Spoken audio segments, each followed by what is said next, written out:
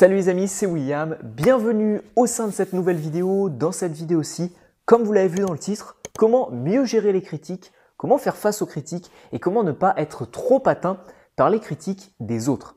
Alors le but de cette vidéo, je vais vous expliquer rapidement le plan parce qu'elle est assez fournie. J'avais beaucoup de conseils à vous donner et je pense que c'est un sujet qui est assez important, donc je vous invite à regarder cette vidéo jusqu'au bout. Cette vidéo va se découper en 3 différentes parties. Une première partie où on fera des différenciations entre deux choses, donc 2 doubles différenciations. Ensuite, je vais vous donner 3 conseils qui vous permettront de mieux gérer et de mieux appréhender peut-être les critiques. Et ensuite, on finira avec 2 bonus inédits qui vous apporteront encore plus de valeur pour vous permettre de mieux gérer les critiques. Si ça vous intéresse, donc on est parti tout de suite pour la première différenciation.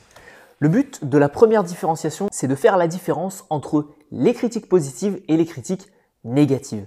Les critiques qui vont être positives vont être assez construites, vont avoir un certain fond et le but de la personne va être vraiment de vous reprendre sur quelque chose qui est fondé, sur quelque chose, elle va peut-être avancer des arguments qui sont fondés et vous allez rapidement vous rendre compte que la critique est positive. Par exemple, en dessous de cette vidéo, vous pourriez très bien mettre un commentaire en disant écoute, le son de la vidéo est complètement nul, est-ce que tu pourrais changer ça ? C'est une critique qui va être constructive parce que peut-être que j'avais pas mis de micro, etc., etc. Bon, là pour le coup, j'ai un micro. Il n'y a jamais personne qui s'est plaint du son et justement on m'a même fait des commentaires en me disant que le son était bon. Qu'est-ce que j'utilisais comme matériel? Donc voilà. Ensuite, vous avez les critiques qui ne vont pas être constructives. Par exemple, j'aime pas ta tête. Ou alors par exemple, j'aime pas la manière dont tu parles. Là, clairement, c'est pas très constructif. Si par contre, vous me disiez en commentaire, je préférerais que tu parles plus rapidement, je préférerais que tu parles plus lentement parce que j'ai du mal à te comprendre, etc. Là, c'est plus constructif. Donc faites bien la différence entre les critiques constructives et les critiques non constructives et négatives. La plupart des critiques qui vont être non constructives sont souvent générées par des personnes qui vont être un petit peu dans cet état d'esprit en permanence. C'est-à-dire que les personnes vont critiquer un petit peu en permanence. Si je prends l'exemple de YouTube, c'est la personne qui va aller sur plein de vidéos, qui va aller critiquer partout, mettre des petits pouces rouges, etc., etc. Bref, rendez-vous juste compte que cette personne-là, dans tous les cas, si c'est une personne qui a l'habitude de faire ça, généralement, elle vit avec ça 365 jours dans l'année. Alors que vous ne la voyez que pendant un certain laps de temps et un court laps de temps. Donc au final, ayez un petit peu d'empathie pour cette personne-là. Je pense qu'elle doit moins bien le vivre que vous. Pour ce qui est de la deuxième différenciation importante à faire pour savoir gérer les critiques, c'est de savoir gérer si la critique est axée sur le savoir-faire ou sur le être.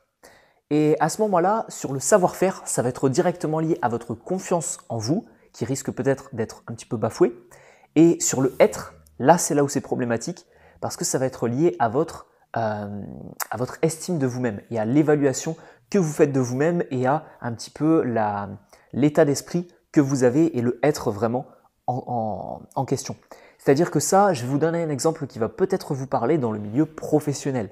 Si une personne dans le milieu professionnel vous dit « vous n'avez pas bien fait votre travail » ou « tu n'as pas bien fait ton travail, c'est pas ce que je demandais et donc du coup ton travail est nul ». Bon, ok, le travail est mal fait, vous allez peut-être manquer de confiance et peut-être perdre en confiance sur la mission et sur la tâche en question. Par contre, votre estime de vous-même, elle n'est pas très entachée et elle reste intacte.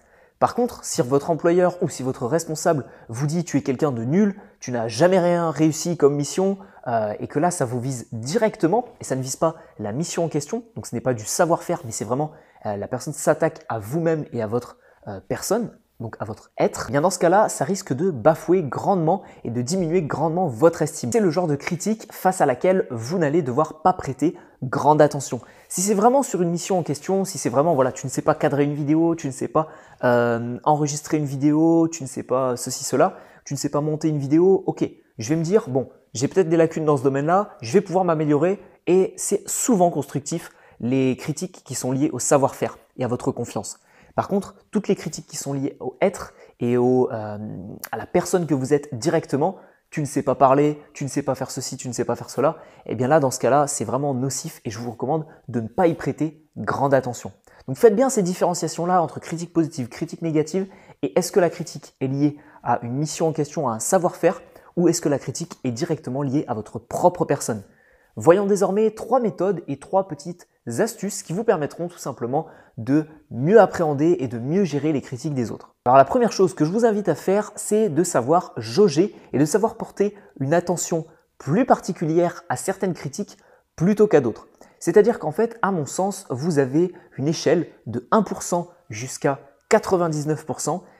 C'est l'échelle tout simplement du niveau d'attention et du niveau d'importance que vous prêtez à une critique. C'est-à-dire que si quelqu'un vient vous critiquer, la personne vous ne la connaissez pas du tout, la personne vous critique par exemple à travers vos réseaux sociaux, à travers un mail, etc. ou par téléphone, là très honnêtement, ça aura peu d'importance pour vous. Vous ne connaissez pas la personne, ce n'est pas quelqu'un de proche, c'est en plus de manière dématérialisée, etc. Donc là, vous allez lui accorder une importance de 2, 3, 4, 5%. Par contre, si c'est quelqu'un de très proche, quelqu'un de votre famille, quelqu'un de votre entourage, quelqu'un pour qui vous avez beaucoup d'estime, qui vous envoie une critique au visage et qui vous dit quelque chose, eh bien là, ça peut fortement vous influencer et là, vous pouvez justement y prêter beaucoup plus attention à hauteur de 70, 80, 90%. Alors, vous aurez remarqué que je n'ai pas mis le 0 et je n'ai pas mis le 100%. Pourquoi? Parce qu'à mon sens, toute critique au final nous affecte. Personne ne peut dire, bah écoute, moi les critiques, je les mets de côté, il n'y a aucune critique qui m'affecte, etc. Je pense que ça nous affecte tous à hauteur de au moins 1%. Et la critique à un niveau de 100%, à mon sens, c'est la critique que l'on fait à soi-même et l'auto-sabotage que l'on fait à soi-même. Personne ne pourra nous critiquer et ça aura un impact à 100% sur notre vie parce que, à mon sens, bien les personnes sont extérieures à vous-même et il n'y a que vous qui pouvez ressentir ce que vous ressentez au fond de vous-même. Alors ça fait peut-être un petit peu discours motivation, romantique ou je sais pas quoi, mais concrètement voilà, c'est à mon avis une échelle de 1% à 99%. Partant de là, vous allez ensuite faire en sorte de prêter plus ou moins attention en fonction de la personne que vous avez en face de vous. Si c'est quelqu'un de très proche et quelqu'un de très qualifié dans le domaine en question, si par exemple j'avais un ami proche qui était réalisateur de cinéma, qui était par exemple à Hollywood et que c'était vraiment quelqu'un qui gérait le cadrage de films, de grands films hollywoodiens, etc.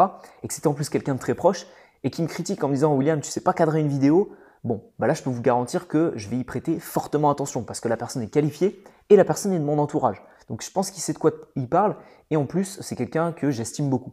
Donc là je vais y prêter grandement attention. Par contre, si c'est quelqu'un qui n'a jamais cadré une vidéo ou qui n'a jamais fait de prise de parole en public ou qui n'a jamais réalisé un diaporama et qui vient me donner des conseils sur cette chaîne YouTube et que c'est quelqu'un que je ne connais pas en plus, eh bien là je risque fortement de ne pas prêter beaucoup d'attention à la critique qu'il risque de faire. Et si en plus de ça, c'est une critique non constructive, je peux vous dire que là, on frôle les 1%. Donc je vous invite à faire exactement la même chose. Est-ce que la personne est qualifiée? Est-ce que la personne est de votre entourage?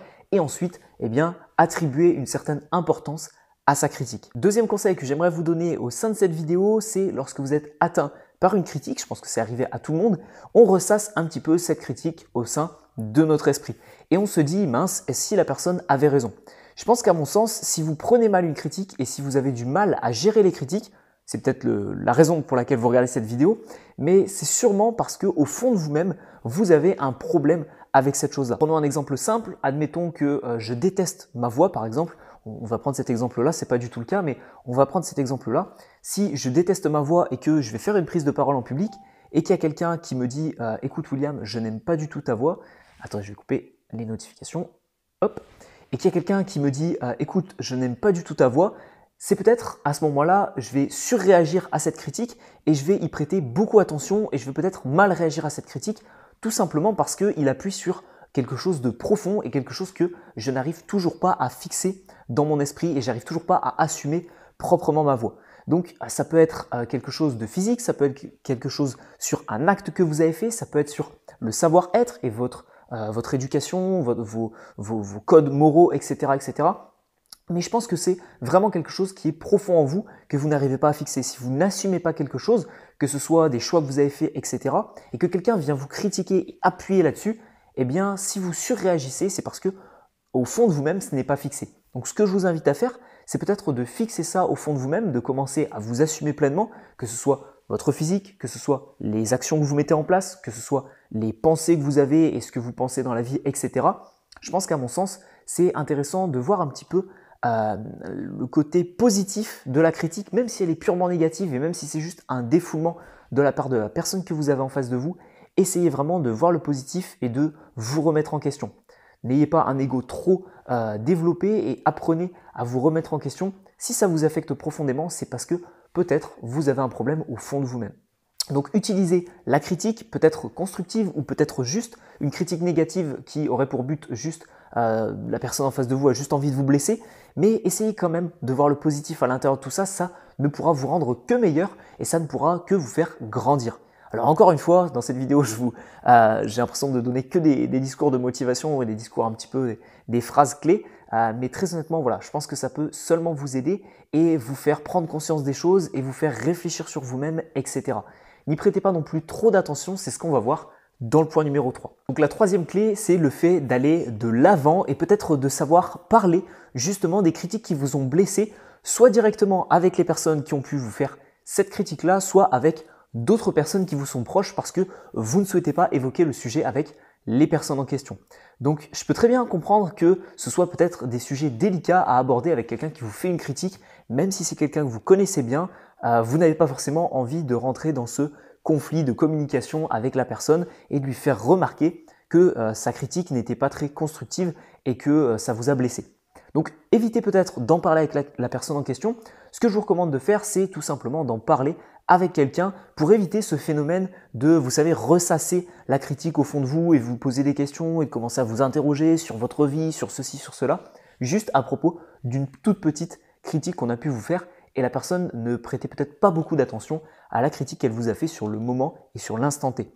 Donc vraiment, essayez d'aller de l'avant et d'extérioriser au maximum cette critique qui vous a peut-être fortement blessé. Désormais, j'aimerais vous donner 2 petits bonus qui vont vous aider à mieux gérer les critiques. Le premier bonus, c'est tout simplement de regarder une autre vidéo que j'ai fait et que j'ai réalisée sur la répartie. La répartie, c'est peut-être un outil qui vous permettra de mieux gérer les critiques parce que une critique qui ne serait pas constructive du tout et une attaque, une pique qui vous serait envoyée en communication, vous allez pouvoir réagir directement et sur le moment présent grâce à la répartie. Donc allez voir cette vidéo qui vous a beaucoup plu, j'ai pu voir avec le nombre de réactions, de likes, etc. C'est une vidéo que j'ai réalisée sur la chaîne YouTube. Donc vous tapez William Moreau, comment avoir de la répartie et vous la trouverez. Deuxième bonus de cette vidéo, c'est d'apprendre à aimer les critiques, aimer les éloges et de faire un mix entre les deux, d'avoir quelque chose d'équilibré entre les deux. À mon sens, il y a certaines personnes qui vont vous dire « Moi les critiques, je déteste ça, j'arrive pas à les gérer et je veux surtout les éviter ». Et de l'autre côté, vous avez des personnes qui vont vous dire « Moi j'adore les critiques, je déteste les éloges, je n'apprends que par les critiques et je préfère qu'on me donne le négatif d'une situation. » Par exemple, à la fin d'une prise de parole, vous dites par exemple « Qu'est-ce que vous n'avez pas aimé ?» Parce que moi je veux savoir ce que vous n'avez pas aimé et c'est comme ça que je vais grandir, c'est comme ça que je vais apprendre, etc. À mon sens, il faut avoir un équilibre parfait entre les deux. Ça peut être pas forcément 50-50, mais ça peut être un équilibre que vous appréciez. Ça peut être 70-30, etc. Le but, c'est quand même de faire en sorte que les personnes vous donnent du feedback positif sur une intervention que vous avez fait, sur une action que vous avez fait, sur la personne que vous êtes, et quand même d'avoir un minimum de critiques qui pourraient être constructives et qui pourraient justement vous aider à quand même devenir meilleur. Donc à mon sens, ce n'est pas tout blanc ou tout noir, il faut avoir un certain équilibre entre les critiques et les éloges qui vont vous permettre tout simplement de vous sentir bien et de réaliser à quel point ce que vous avez fait ou la personne que vous êtes est formidable. Ok? Donc ayez vraiment cette vision-là. J'espère que cette vidéo vous aura permis de comprendre vraiment comment gérer les critiques et comment mieux les appréhender. J'espère que désormais vous ne serez pas victime des critiques mais que vous allez vraiment les utiliser comme des outils efficaces pour booster votre vie. Comme à la fin de chaque vidéo, ce que je vous invite à faire, c'est vous abonner à cette chaîne YouTube et la partager avec vos amis pour découvrir de nouveaux conseils en communication, leadership, motivation, etc. Et je vous invite également à suivre gratuitement le cours en ligne que j'ai créé juste pour vous. C'est 1 heure de cours en ligne que vous allez recevoir par mail. Vous voyez normalement à l'écran s'afficher la miniature de ce cours. Et ce cours en ligne comporte plusieurs choses. Vous avez des vidéos sur la confiance en soi à l'oral, vous avez des vidéos sur comment rythmer vos prises de parole, vous avez une vidéo qui est axée sur comment trouver l'orateur charismatique qui est en vous et vous avez plein d'autres vidéos sur la communication. Au total, 5 vidéos qui vous attendent dans ce cours en ligne. Pour y accéder, c'est très simple. Vous cliquez sur le premier lien dans la description de cette vidéo, vous rentrez votre email sur la page de mon site internet et ensuite on se retrouve directement sur votre boîte mail. Donc si ça vous intéresse, vous savez où retrouver les liens. Je vous remercie d'être toujours de plus en plus nombreux sur cette chaîne YouTube et de plus en plus nombreux à suivre mes conseils en communication. J'espère que ça peut vous inspirer et grandement vous aider dans votre vie en général. Dans tous les cas, je vois beaucoup de témoignages de personnes qui me disent « William, tes conseils m'ont aidé, etc. » Donc, je ne peux que vous en remercier. On se retrouve pour une prochaine vidéo ou sur la formation gratuite. C'était William. Ciao ciao les amis.